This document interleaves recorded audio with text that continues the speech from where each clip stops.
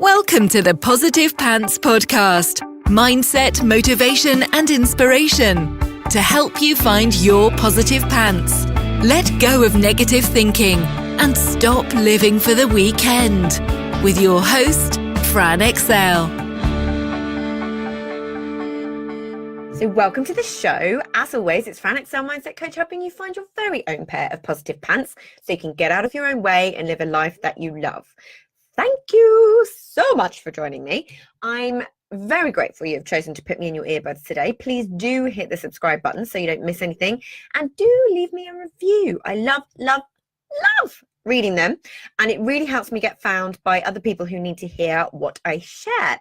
I'd also love you to email me your mindset and productivity questions or topics you'd love me to cover to hello@franexcel.com, because I know a lot of you think I'm inside your heads because you tell me all the time. But if I don't know what you need, I can't give it to you. So let me know. Are you thinking like a successful business owner? So, do you think like a successful business owner? Think about that for a second, like really think about it.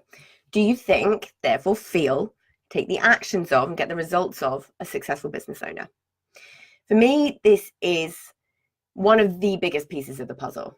20% strategy, 80% mindset. And your mindset is all about how you think and the habits that you have based on your beliefs and programs that you may have had since you were a kid. Now, you don't want a kid running the show in your business, right? Do you? Because that's what so many people are doing right now. The bottom line is, I don't believe you are any less capable than any of the people that you see online, that you look up to, that you see doing or having what you want. It is all 100% possible for you. But that unconscious programming from very long time ago is getting in your way. But you know that you're capable of it too, and that's the frustration. Deep down, you know you can do this. You know the things that will get you there. You just can't quite seem to get yourself exactly where you want to be. But what is success anyway, really? We all have our own definition of success. So when I'm talking about this today, you take it to mean your definition of success. So whatever that is for you. Now, the mistake that I see people make is thinking along the lines of, when I have X, I will do Y and B, Z. An example of this may be, when I've lost some weight, then I will go on Facebook Live all the time, and then that will get me a successful business. And when you're thinking like that, first of all, you're always waiting. You're making excuses, let's be honest, as to why you can't have, be, or do right now, which delays your success, right? But you're also agreeing with your subconscious identity of, I'm not thin enough to be on video, and therefore I'm not good enough to have a successful business. Or maybe it's an unconscious belief that you're not worthy of success, but you think you would be if you were thinner. That's the story that you're telling yourself. That's just an example. People seem to relate to that one, and it's something I've been through myself. So I always tend to go back to the weight ones. I'll do another one in a minute. So can you see how all this is going to do is actually hold you back? So when 95 to 99% of everything you're doing is run on autopilot from your unconscious, and there are so many unconscious beliefs and programs running in those statements that I've just said, that will keep you stuck. And we need to smash those out the water. And it's also completely possible to. But it's also completely backwards thinking. You have to be the person to do the thing, to have the success, not the other way around. You'll hear in a lot of books and things, people talk about have, do, be. But it's be, do, have. Yeah? Operate from a place where it's already your reality, because that is how it becomes your reality. And here is where some good old-fashioned visualization comes in handy. And I've got a previous episode on that to help you defluff the woo on that one. I know it sounds a bit woo, but it is brain sciencey stuff, so stick with me here. So your unconscious is working on the premise that you're always right, and it will always look for all the ways to prove it to you. So here's an example. So I'll use an example of weight again. You can tell where I've had some serious issues in the past, but it is genuinely where most people can relate. It's something that's so common. You lose weight, you feel great, and then you go straight back to your old eating habits and gain it again and end up in this lose, gain, lose, gain, lose, gain yo-yo cycle. That's because your unconscious identity takes you right back to your old patterns, your old identity of being the person who doesn't work out every day, who likes to veg out on the sofa, and isn't a thin person, in inverted commas. Yeah? This is why the most successful weight losers are ones who shift their reasons for doing it to changing who they are on an unconscious level without realizing that's actually what they're doing. For example, for me, it was after about a good 15 to 17 years of yo-yoing. I changed it to, I stopped it being about losing weight, and I changed it to be for health reasons and a complete lifestyle change, rather than a short-term fix where you don't eat carbs for 3 months, where there's an end in sight. Yeah. I had arthritis in my knees, and I needed to do something because I knew that my diet was somehow linked to that, and I knew that exercise would be linked to that. And I'd actually told myself a story that I couldn't exercise. Oh, how stories get in our way. But the whole don't eat carbs for 3 months thing, like that method doesn't change your unconscious. Whatever it is, if it's not a lifestyle change, it doesn't change your unconscious identity. And it doesn't allow you the time to change your habits, because the whole time you're essentially telling yourself it's short term. And you will go back to normal, in inverted commas, soon. And then what happens? Hey, presto, that stone you lost is turned into 1.5 stone, right? And it's the same reason that I think the stat is 70% of lottery winners go broke within the first few years of winning millions. Why does that happen? It's because their unconscious identity is not that of a wealthy person. And you can see why you need to do some serious work on your money mindset too here. So what are your patterns? These patterns are everywhere. And it's why it's so important to make sure that we identify them and change them to something more helpful, because they are running the show. So, as you know, if you've been following me for a while, everything is a belief, and you do have control over what you think. It can take some practice to identify and catch the thoughts that are unhelpful, but it soon becomes second nature the more you practice. We filter out anything our unconscious mind is not already wired to believe. We can't take in anything else. So we have to train it to say what we believe or what we want to believe. You know, it's time to get yourself off of autopilot. Now, the most tongue-tied, the most successful entrepreneurs think differently. They're wired differently. If you start to study them, you start to notice some key similarities. Their belief, their faith in it working out. They look after themselves, body and mind, you know, diet, exercise, meditation. They practice gratitude. They make sure they get enough sleep. They don't make excuses, or they call themselves out when they do. You know, they walk towards fear, not away from it. And they know that failure is part and parcel of the process, and it's not a bad thing. I could go on. But the more you consciously look for these commonalities, the more you will see them. So trust me on this, I've been studying these people for a while.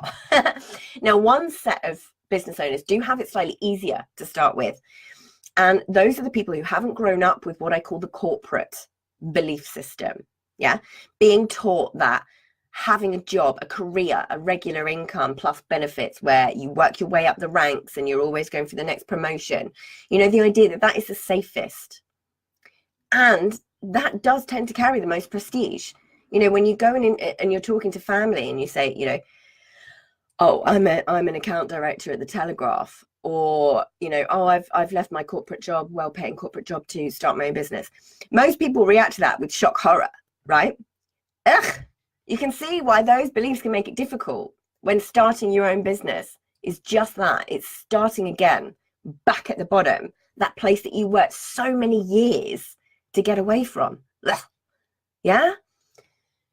So when you can think that and understand that, but let me be honest, if you can start your own business while you're working in a job, kudos. Yeah, if you could start your own business in general, absolute kudos to you, because so many people wouldn't do it. So remember that.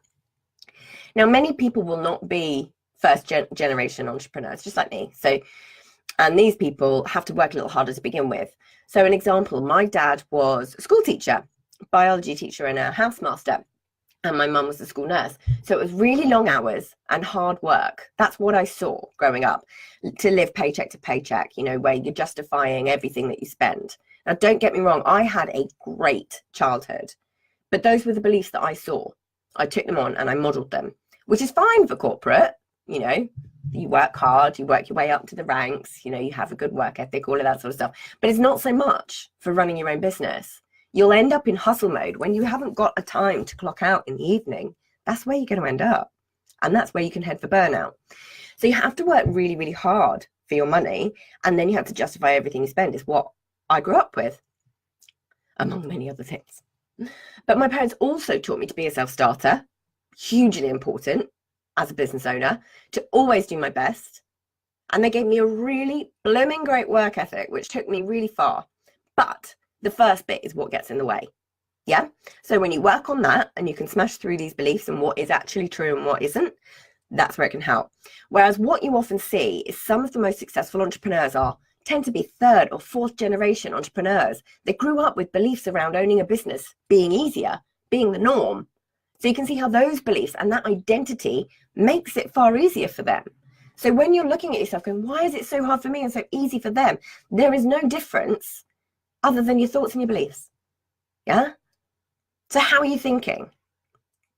Now, don't get me wrong. Absolutely none of this is your fault. This way of thinking is not your fault. It is so common, more common than not. It's what you've been taught at some point in your life, usually before you're even 7 years old. It's coping mechanisms that you learned. But guess what? You can unlearn it. So you get to get your subconscious mind to work for you rather than against you. You get to reprogram your brain and rewire it to be who you want to be and live how you want to live. Isn't that freaking awesome?